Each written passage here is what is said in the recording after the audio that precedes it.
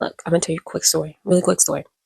So when I rededicated my life to Christ, it was one thing that I desired is to hear the voice of the Lord. I have been a Christian most of my life, like my whole life, I was a Christian and not really a follower of Jesus Christ, but I didn't know the difference at that time, right?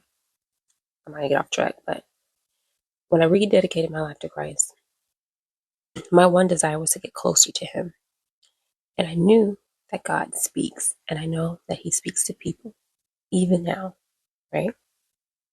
This thing I know. Nobody convinced me otherwise of that, even though I hadn't heard Him for myself. I know this to be true.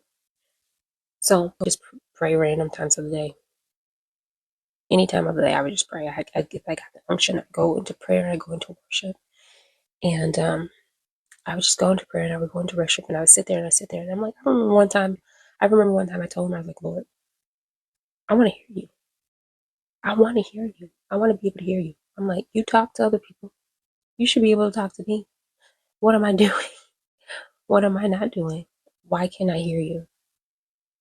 And I kept doing it. I kept doing it. I kept laboring. I kept laboring. I kept doing it. I was stubborn. I was stubborn. I'm not gonna lie. I was stubborn. But my desire was Him. And the more and the more and more I did it, the more and more and more and more I desired Him even more.